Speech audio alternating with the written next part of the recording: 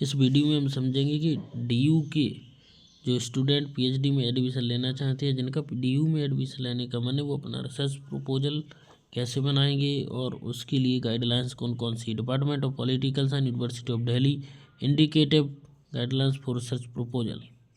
Component of the proposal, the research proposal need to include the following component preferably in order list, यानी ये चीज़ें होना चाहिए और जो नियम है, ऑर्डर है, वो फॉलो होना चाहिए। पहली चीज़ इंट्रोडक्शन और बैकग्राउंड। सबसे पहले आप जिस टॉपिक पर रिसर्च करना चाहते हो उसका एक इंट्रोडक्शन लिखेंगे।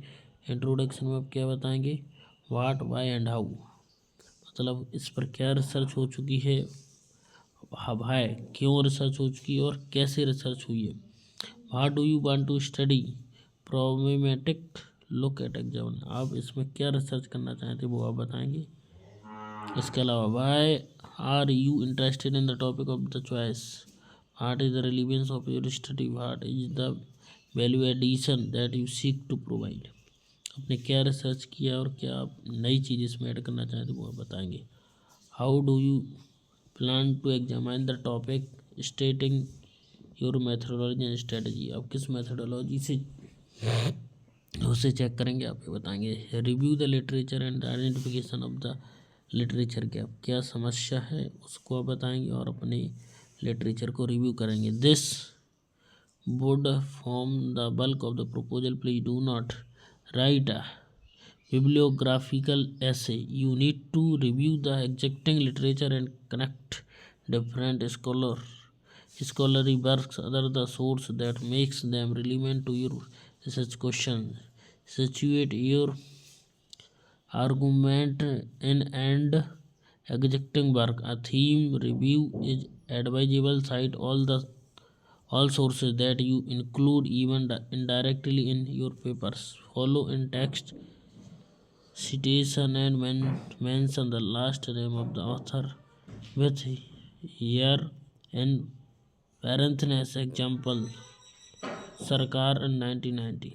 तो आपको कुल मिला के जो भी आप रेफरेंस लेते हैं उन्हें आप ब्रैकेट में लिख के पैरेंथेसिस का मतलब होता है स्मॉल ब्रैकेट में लिखें कि ऑथर कौन है और उसका नाम क्या है, उसकी डेट क्या है, क्या क्या लिखना है आपको। Mention the last name and author, यानी ऑथर का नाम लिखना है, बुक का नाम भी आप लिख सकते हो और डेट आपको लिखना है। Avoid the foot notes and stick to in text citation, मतलब हाँ से रिटर्न लिखा होगा आपका नहीं चलेगा, आपको इसको टाइप कराना पड़ेगा। Definition rot in even scope of the study, आपको इसमें क्या करना है, स्टडी में आप क्या करना चाहते हैं वो आप यहाँ पे बताएंगे। Research question and hypothesis, statement of research problem क्या है, सेंटर रिसर्च क्वेश्चन क्या है, रिलेटेड रिसर्च क्वेश्चन क्या है। रिसर्च मेथडोलॉजी में स्टेटिंग your methodology and strategy detail, आपकी मेथडोलॉजी क्या होगी रिसर्च करने की, वो सब जस्टिफाई करेंगे। टेंटेटिव चैप्टराइजेशन, आप कौन कौन से चैप्टर बनाएंगे ये भी आप उसमें बताएंगे। Mention the headings of the tentative chapters with a brief description of the content of each paper. Bibliography, cite all sources in the alphabetical order, last name first, refer to the example, follow the specific source types। Bibliography यानी बहुत ज़्यादा आपको उस चीज़ को लेकर के आप कैसे लिखेंगे। Chapter and edit volume, CUH 2004, limiting the sovereignty, यानी अगर आप कहीं से कोई चीज़ लेते हैं तो आप उसमें नीचे रेफरेंस में उसे लिख देंगे। टेक्स्ट स्टाइल, यानी इसमें टेक्स्ट फॉन्ट साइज कितना रखना, फॉन्ट साइज रहेगा 12, यानी 12 पॉइंट्स फॉन्ट साइज में इसे बनाना है। 12 font size, 1.5 spacing, default black font, इस फॉन्ट साइज 12 रहेगा और स्पेसिंग रहेगा 1.5, स्पेस आपको रखना है। इसके साथ ही पेज मार्जिन शुड भी 1.5 इंच की पेज मार्जिन रहेगी। इस 1.5 इंच का मतलब 3.81 centimetre on the left and 1 inch on the all other side. Direct quotation should be single spaceable left indicated and double quotation.